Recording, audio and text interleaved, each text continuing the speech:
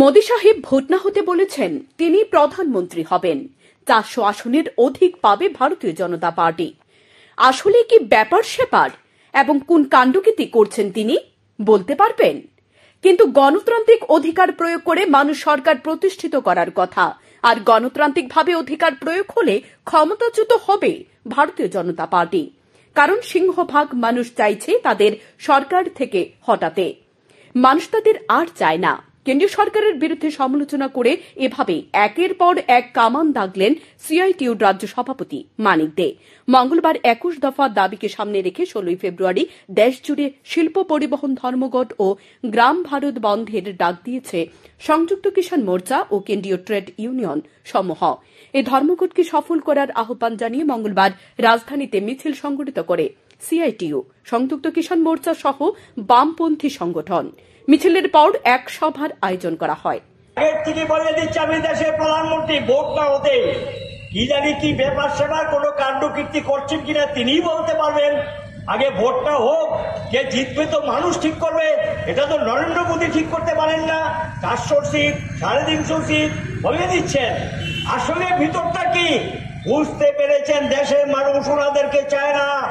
দেশটা বিপন্ন, প্রতিশ্রুতি রক্ষা করতে পারেনি, মানুষের সঙ্গে বিশ্বাসঘাতকামি করেছে এবং এখন এই কারণে সামনে নির্বাচন, কেন্দ্রের ক্ষমতায় কে আসবে এটা মাথায় রেখে দেশবাসীকে আবারও টুপি পরানোর জন্য এবং প্রলোভিত করার জন্য অসংখ্য প্রতিশ্রুতি অতীতেও দিয়েছেন, কোনো কিছু করেননি, তার উল্টো করেছেন।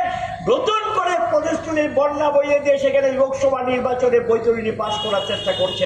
আয়োজিত সভায় তিনি আরো বলেন, প্রতিশ্রুতির বন্যা বইয়ে ১০ বছর আগে দেশের নরেন্দ্র মোদীর নেতৃত্বাধীন সরকার প্রতিষ্ঠিত হয়েছিল, কিন্তু তারা সরকারে প্রতিষ্ঠিত হয়ে বিশ্বাসঘাতকতা করেছে।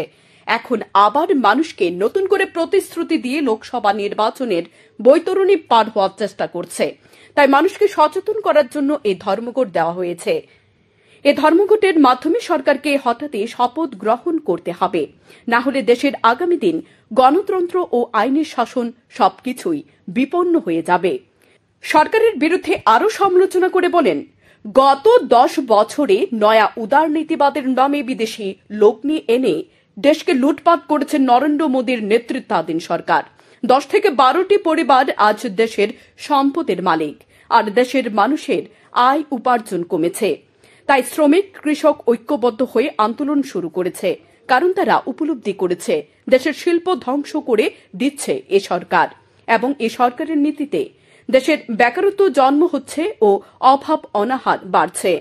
আর এগুলি যখন রুখে দাঁড়ানোর চেষ্টা চলছে, তখন ঐক্য ভাঙার চেষ্টা এবং ঐক্যবদ্ধ আন্দোলন দুর্বল করার জন্য বিভিন্ন এজেন্সিকে ব্যবহার করছে সরকার। এতে স্পষ্ট হয়ে যাচ্ছে নাগরিক অধিকার আজ বিপন্ন, পাশাপাশি বিচার ব্যবস্থার উপর হস্তক্ষেপ করছে সরকার। তাই দেশের ইতিহাস পড়ার জন্য নরেন্দ্র মোদী সরকারকে আহ্বান জানান মানিক দে। তিনি বলেন, এদেশের মানুষ হজম করে, একসময় মাথা আর নত করে না, ঘুরে দাঁড়ায়, রুখে দাঁড়ায়। যারা আগে নীতির পরিবর্তন করেনি তাদেরও ক্ষমতাচ্যুত করেছে দেশবাসী। দুর্নীতিতে ছেয়ে গেছে, যে খুশি যেখানে লুটপাট করছে, আর লোক দেখানো কিছু এজেন্সিকে ব্যবহার করে বিরোধীদের ঐক্য ভাঙার জন্য চেষ্টা করছেন, ঐক্য আন্দোলনকে দুর্বল করার চেষ্টা করছেন।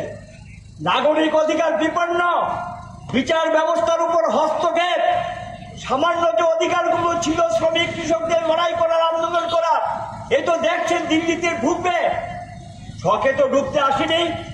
আপনি তো প্রতিশ্রুতি দিয়েছেন, তাদের দাবিগুলো মেনে নিয়েছেন, কেন কার্যকরী করবেন না? আজকে ট্রাক্টর নিয়ে দিল্লিতে ঢুকতে যাচ্ছে, বাধা দিচ্ছেন, বল প্রয়োগ করছেন, প্রশাসনকে ব্যবহার করছেন। আপনি ইতিহাস পড়ার চেষ্টা করেন। এই দেশের মানুষ সময়ে সময়ে হজম করে নেয়, একটা সময় আসা মাথা নোয় না। এই দেশের মানুষ অতীত যোগ্যতা বলে ঘুরে দাঁড়ায়, রুখে দাঁড়ায়, পরিবর্তন নিয়ে আসে। একদিন শ্রীমতী ইন্দিরা গান্ধীও নিজেকে অনেক কিছু ভেবেছিলেন, তাকেও চেঞ্জ করেছেন। এদিনের মিছিল উপস্থিত ছিলেন সংযুক্ত কিষাণ মোর্চার ত্রিপুরার রাজ্য সম্পাদক পবিত্র কর, সিপিআইএম রাজ্য সম্পাদক জিতেন্দ্র চৌধুরী, প্রাক্তন সাংসদ শঙ্কর প্রসাদ দত্ত সহ অন্যান্যরা। মিছিলটি এদিন রাজধানীর বিভিন্ন রাস্তা পরিক্রম করে।